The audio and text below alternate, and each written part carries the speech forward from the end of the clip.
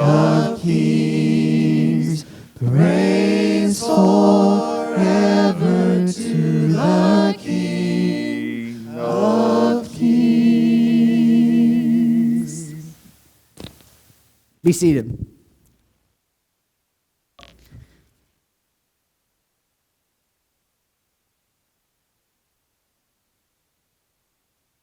So I have a hobby, and it's probably not the healthiest hobby, but my wife will tell you this. I like to be mad. Okay? Now, before you start judging me too harshly, let me tell you what I do. I purposely follow politics.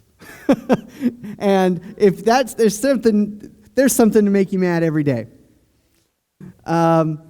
I listen to both sides of the aisle, and because I do that, there are things that I hear that I just don't like, and I get mad. But I'll tell you what I don't like is election season, because my hobby becomes everybody else's hobby. There's a lot of tension that goes on. There's a lot of tension in our country right now. There's a lot of there's systemic tension. There's racial tension. There's a lot of tension in our community.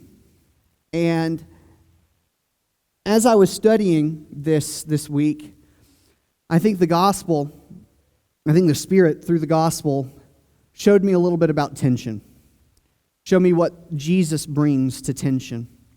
As we've been going through the Gospel of Mark, we've been looking at how this retelling of the gospel story to the Christians in the first century really gives it new life, new perspective, and allows Christians to see themselves following Jesus. I want to brag on y'all a little bit. I really things like we've done this morning are some of my favorite things that we do as a church, where we get together and we follow Jesus out of these walls and go and work and do.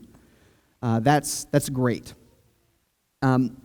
And if we look at Jesus' model, that's kind of what he does. He calls people. He calls the 12, right? He calls the 70, and then he sends them out. And so I want to put ourselves in their shoes a little bit this morning. Turn with me, if you will, to Mark chapter 3. Mark chapter 3. We're going to start there in verse 1.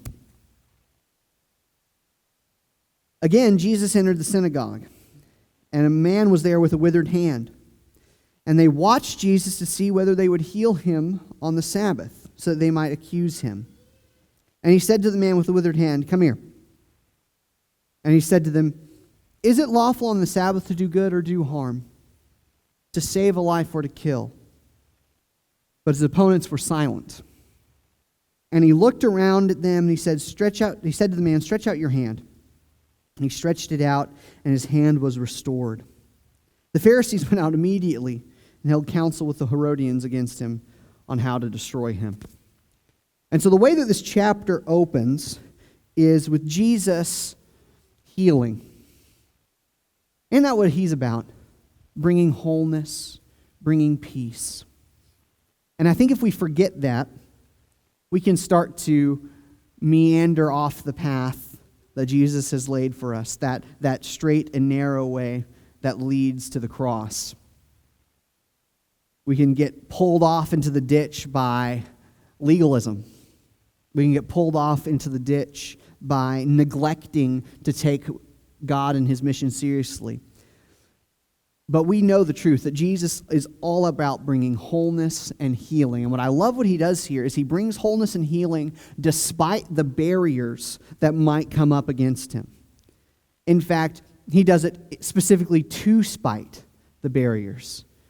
This man comes in with a withered hand into the synagogue. And it says that these people, these Jewish leaders, were waiting to see if Jesus would heal this man. Because they have it in their heads that, you're not supposed to work on the Sabbath, and that means if Jesus heals this man, he's done something wrong. They've been pulled off into the ditch by legalism. And Jesus confronts them with that. He says, is it wrong to do harm or to do good on the Sabbath? He confronts their legalism and calls them to faithfulness. And what I love about what he does is he is bold. He doesn't shy away from this challenge. He breaks down the barrier and that these people have set up and brings wholeness. As you might imagine, the crowds begin to follow him after this, and Jesus has to get away.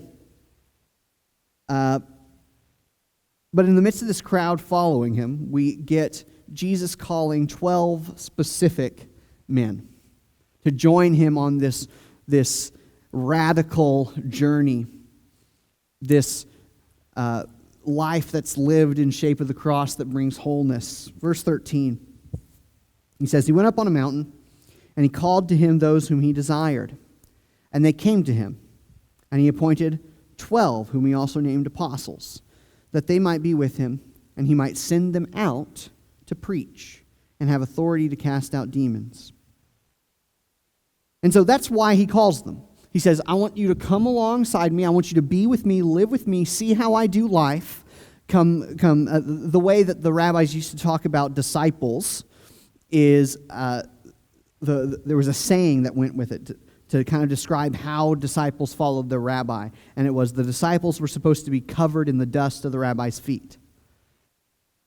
The picture there is to just follow them and see how they do everything so that you can be like them. They would follow them literally everywhere. Literally everywhere. They would follow them to their homes. They would follow them to the bathroom. You think I'm kidding. There's actually a Jewish rabbinic prayer for going to the bathroom, and they would want to see how they did it. That's how close these people were following their rabbi. The prayer, if you must know, is blessed are you, Lord God, King of the universe, who gives us holes in our body. That's the prayer for that. And you think it's funny, just wait till one of those holes stops working. They followed him. They took it seriously. And not only do they follow him to learn about him, they followed him to be sent out. Guys, one of the things about our Christian life is that it's not just about what we do here. It's not just about how we do life together.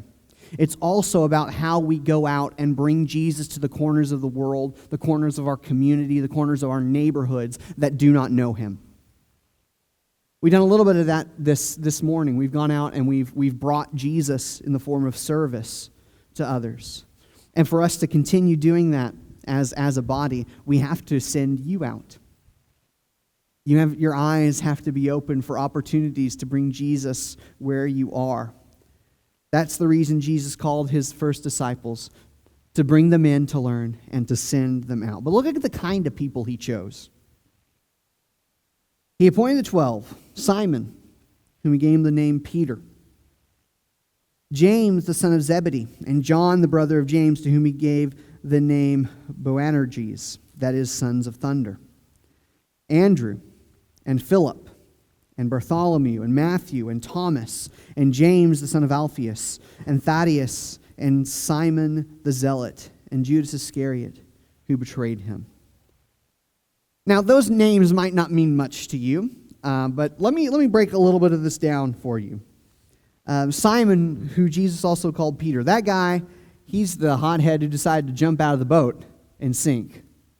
Simon Peter, he's the guy who, when Jesus was arrested, drew his sword and cut off a Roman soldier's ear. A little bit of a feisty guy. You have Matthew, as we talked about just a little while ago, that was a tax collector who was unclean according to Jewish law, who was looked down on by every Jew of good repute.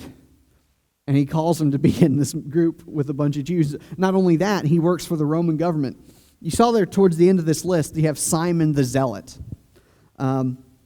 Zealots were a specific group of Jews that were violently opposed to the Roman government and everything they stood for.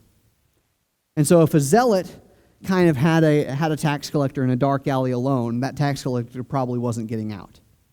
In fact, the group zealots, if we were going to put them into modern kind of categories that we might be able to think of, they would be labeled terrorists, Taliban, something like that.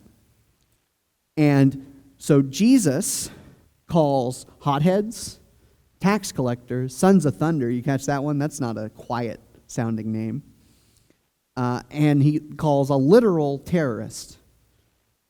I'll tell you what. If Jesus has room in his inner circle for those kinds of people, he's got room for you. And he's also got room for the people you may have written off. Maybe even people you don't like. I can only imagine the tension between Simon the Zealot and Matthew the tax collector in those first few weeks together. But that's the beauty of the gospel. It breaks down barriers. It breaks down the barriers that we put up in sometimes our narrow interpretation of what the gospel is and what Jesus is about. It brings healing. It calls us in to learn from Jesus. It calls us to go out and speak Jesus to the people. It calls us to take down the barriers that we've put up between each other, ethnic barriers, the social barriers, any barriers that we've erected, Jesus knocks down.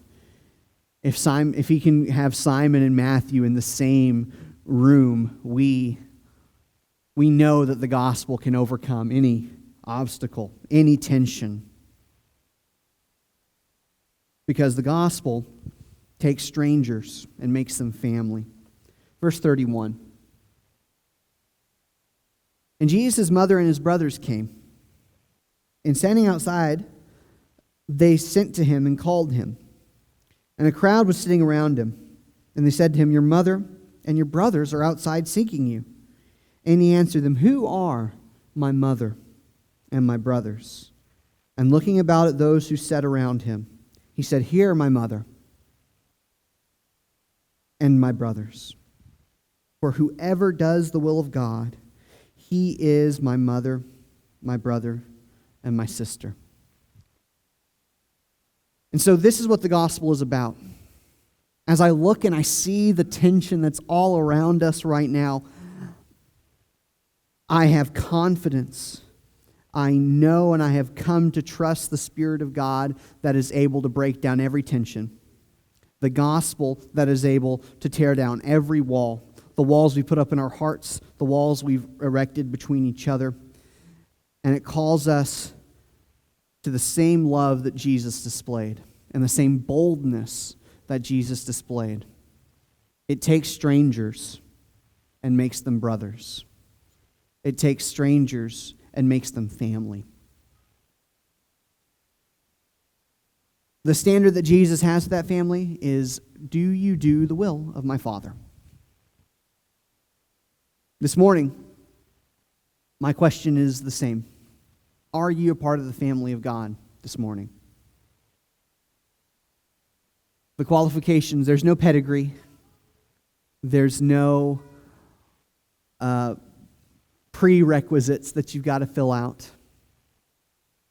All that Jesus says is, come as you are. Follow me. Learn from me. Be sent out. Live the gospel. Maybe you need to accept the gospel this morning. Maybe you have never put on Christ in baptism. If you need to do that this morning, the waters are ready. Maybe you've done that a long time ago, but as you've gone on, you've let the world wear on you. You've been pulled off the ditch to the right or to the left, and you need to recommit your life to the gospel and its freeing power. If you need to do that this morning, this is the time. Maybe you've had some wonderful thing happen in your life. You've seen God at work. You've seen Him bringing wholeness where there was brokenness. You've seen wonderful things going on around you. You've seen the people of God doing something great that you want to share and encourage us with. This is the time to share that as well. If you have any need, would you come as we stand and as we sing?